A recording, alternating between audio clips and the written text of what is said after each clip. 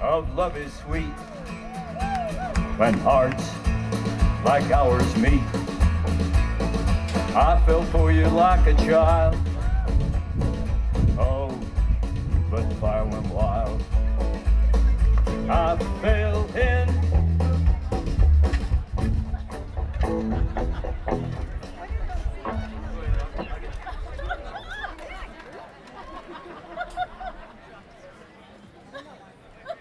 A couple of months ago, there was a knock at the door. I answered it. It was two Jehovah's Witnesses.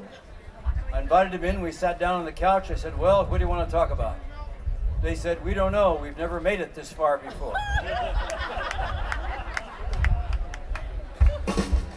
No rim shots. I used to work for the unemployment office. My boss hated me. One night, just as I was getting off work, he came up and he said, guess what? You're fired. I said, great, I'll see you in the morning. Let it out, folks. Doesn't get any better. Now it's time for a Texas bicentennial moment. Few people realize in 1842, the great explorers Neiman and Marcus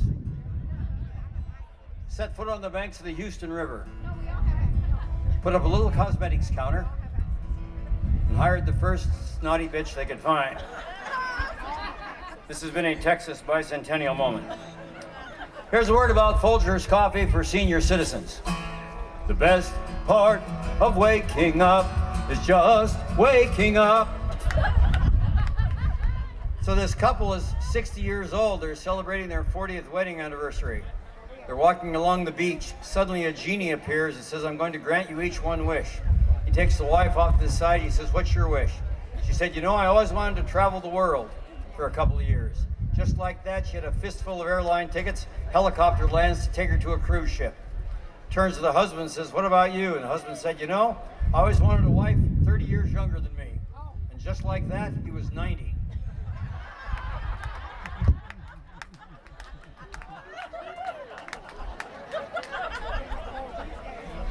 Let it out, folks. Doesn't get any better.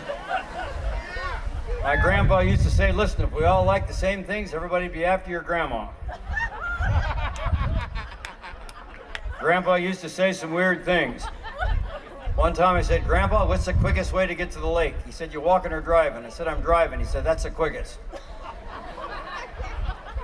My grandmother was really something. One time I said, Grandma, have you seen a little pill bottle lying around here? And on the label in big letters, it says LSD. She said, well, no, I haven't. And then she said, did you see that dragon in the kitchen? So a mother walks into her son's bedroom and says, get up, it's time to go to church. He said, I'm not going. She said, get up and get dressed, you're going to church. He said, give me one good reason. She said, I'll give you three. Number one, I'm your mother. Number two, you're 52 years old, you've been living here ever since you got out of high school. And number three, you're the pastor.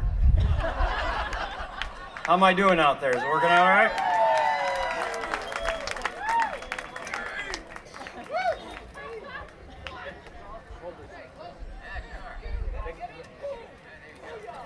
I've just been handed a bulletin.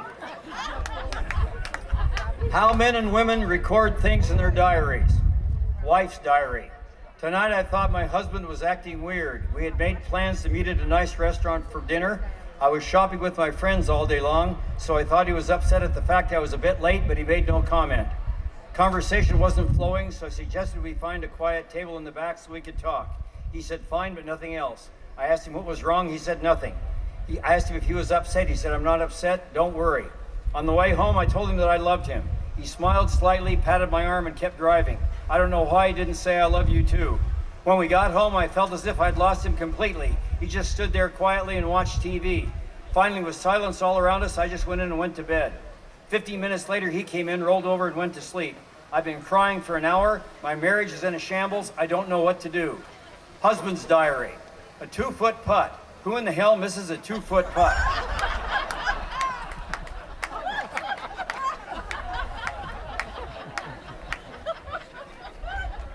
So this teacher is talking to her students about whales. She said, although the whale is a very large mammal, has a very small throat and capable of swallowing a human being. Little girl raises her hand and said, what about Jonah? He was swallowed by a whale. Teacher said, once again, large mammal, small throat, no danger whatsoever to a human being. Little girl says, well, when I get to heaven, I'm going to ask Jonah. Teacher said, well, what if Jonah went to hell? Little girl said, then you ask him. How am I doing out there? All right, good. All right. Quick impression. Gordon Lightfoot singing the national anthem. Oh, say, can you see by the dawn's early light what so proudly we hailed the twilight's last gleaming? All right, that's for the musicians. So these two sharks run into each other. Two sharks run into each other, and the first shark says, did you get in on that cruise ship last week? The second shark said, I sure did, man. I got me a banker. He was big, he was fat, he was juicy. What about you? First shark said, well, I got me a couple of musicians. Second shark says, how was that? First shark said, well, they were kind of tough and stringy, but their livers were huge. Oh, yeah. Oh, yeah. Well, you know what? Let's see. What in the hell have I got? No wonder I've been so irritable tonight.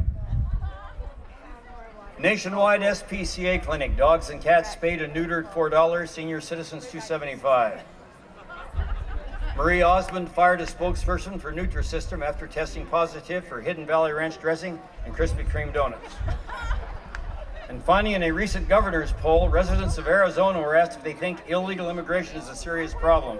29% responded, yes it is. 71% said, no es una problema serioso. All right, we getting close?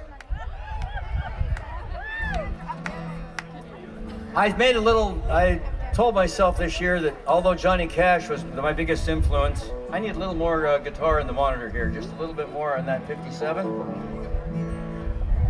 We lost a legend this year, folks, in February, and I said I do a little bit of something every time I do a show. It'll just be a bit, but Merle Haggard, sing me back home with the songs I used to hear. Make my old memories come alive. Take me away, turn back the years. Sing me back home before I die. Rest easy, Merle. Yeah. Thank you, man.